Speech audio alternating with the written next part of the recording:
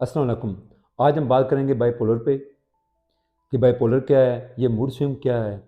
अच्छा, इसमें जितनी अलामात हैं वो हम डिस्कस करेंगे कि क्या क्या पेशेंट पे अलामात आती हैं तो आप ये महसूस करें कि ये बाइपोलर का पेशेंट है।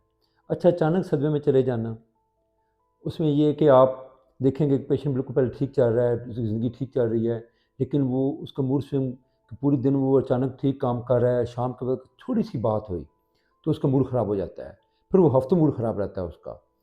अच्छा, फिर अचानक वो ऐसे भी होता है कि उसे खुशी भी महसूस होनी शुरू हो जाती है, खुद ही वो खुश हो जाता है। खुशी का भी कोई इतने बड़ा से नहीं होता है कि वो बड़ी बात है खुशी कोई है, छोटी सी बात पे वो खुशी फील करनी शुरू कर देता है। वो हफ्ते 2 हफ्ते उसका बड़ा खुशी वाला जो है वो मूड स्विंग में रहता है वो। ऐसे ही छोटी-छोटी बातों पे झगड़े शुरू कर देता है। जैसे कोई छोटी बात हुई, हालाँकि बड़ी बात नहीं होती, वही बंदा होता है, पहले वो कोई सी बात को महसूस ही नहीं करता था, फिर छोटी सी बात को महसूस कर जाएगा।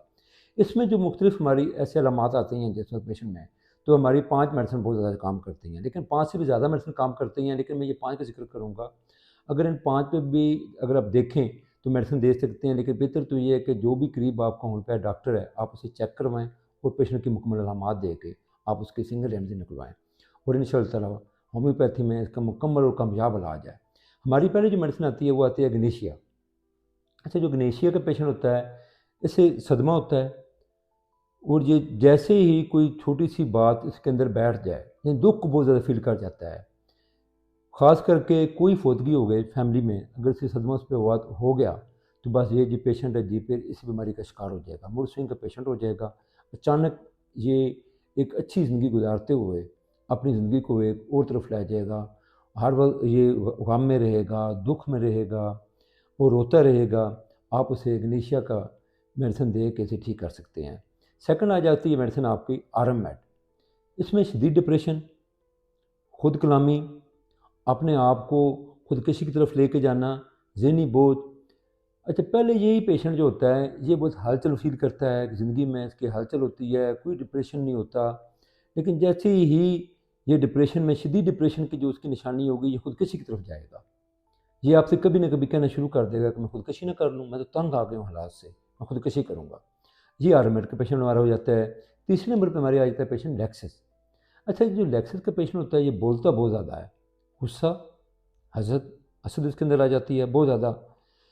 अच्छा, कोई भी बंदा देखेगा अपने मुकाबले में लेके उसको आ जाएगा, कोई ऐसी बात नहीं होगी लेकिन फिर भी ये कहेगा नहीं बस ये तो मुझसे आगे बढ़ रहा है। हालाँकि वो ही पहले लोग इसके दोस्त होते हैं, फिर अचानक उनसे हसद करना शुरू कर देता है। ये लेक्सिस की हमारी मेन अलामत आती है कि इसके अंदर ज़्यादा बोलने वाली होती कैफ़ियत आ जाती है, दीवारों से बात करता है और हसद वाली कैफ़ियत होती है। आगे हमारी मेडिसिन आ जाती है स्ट्रामोनियम। अच्छा, जो स्ट्रामोनियम मेडिसिन है ये शदीद ज़हनी दबाव, बेचैनी, खौफ, पेशेंट जो है ज़हनी दबाव का शिकार हो जाता है और उसे खौफ आ जाता है। अच्छा, मौत का खौफ, इससे ये भी लग जाता है कि मैंने तो मर जाना है। अच्छा, ये बैठे-बैठे ये कहेगा आपको कि ये जो छत है ये भी नीचे गिर जाएगी, अब मैं मरने वाला हूँ, ठीक? मैं गाड़ी पे नहीं बैठना, अगर मैं गाड़ी पे सफ़र करूँगा तो गाड़ी का तो एक्सीडेंट हो जाएगा, मैं तो मर जाऊँगा।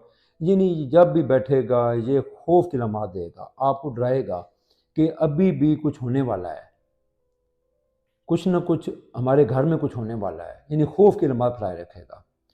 हम तरक्की कर ही नहीं सकते, हम बिल्कुल हारने वाले हैं।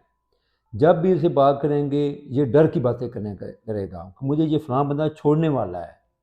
जिस वक्त आप पेशेंट में अलामात ये देखें तो ये स्ट्रामोनियम का पेशेंट है। फिर आगे जाते हैं हमारे पेशेंट नेट्रोमेयर के, जो पाँचवीं हमारी मेडिसन है। अच्छा, ये लोग बिल्कुल ज़िंदगी ठीक गुजार रहे होते हैं, अचानक ये खामोश हो जाते हैं। खामोश होने के बाद ये किसी बात को बर्दाश्त नहीं करते।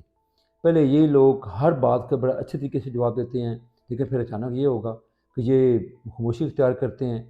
जो उनकी खामोशी है वो इतनी लंबी हो जाती है कि एक तो उन्हें नींद बहुत आनी शुरू हो जाती है, ये सोए बहुत रहते हैं। जिस वक्त सो के उठेंगे, छोटी सी बात भी हो गई तो आपसे लड़ाई झगड़ा शुरू कर देंगे, यानी अचानक खामोश हो जाना। ऐसा पेशेंट अगर हो तो ये नेट्रोमेयर का पेशेंट है। जो मैंने स्टार्ट में बात आपसे की थी कि जैसे ही पेशेंट में आपके इलामात आएँ, किसी बेटे में आएँ, बेटी में आएँ, तो खुदारा उसके ये ना सोचें कि हम इसकी शादी कर देंगे तो शादी करने के बाद ये ठीक हो जाएगा, बल्कि शादी करने के बाद जिस फैमिली में भी जाएगा उस फैमिली को भी ख़राब कर देगा। ख्वाह आपकी बेटी है, ख्वाह आपका बेटा है, तो पहले आप उसका इलाज करवाएं।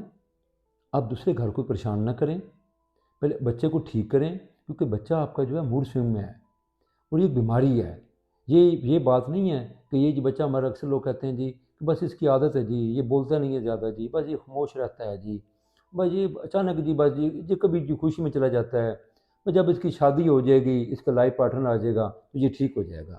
یہ ٹھیک نہیں ہوگا بلکہ یہ اس کو پریشان کر دے گا. ایسے بچے میں آپ علامات دیکھیں تو کسی اچھے ہومیوپیتھ ڈاکٹر کے پاس چیک کروائیں اور مکمل ہومیوپیتھ ڈاکٹر کو علامات دیں. اس میں زیادہ کوشش کیا کریں اپنی کوئی نیگیٹو علامات دینے کی. ہمارے پاس آتے ہیں اکثر بندے تو وہ اتنی اپنی خوبیاں بیان کرتے ہیں تو میں اکثر انہیں کہتا ہوں جی کہ خوبیوں پہ میڈیسن نہیں نکلنی ہومیوپیتھی، آپ اپنی نیگیٹو باتیں بتائیں ہمیں. جو آپ نیگیٹو سوچ کے آئے ہیں، جو آپ نیگیٹو سوچتے ہیں، پھر جا کے ہومیوپیتھی میڈیسن نکلتی ہے. اور سنگل ریمیڈی نکالنے کے لیے تو پہلی شرط ہے کہ آپ اپنی زندگی کی مکمل ہسٹری دیں، کوئی بات بھی ڈاکٹر سے چھپا کے نہ رکھیں. Thank you.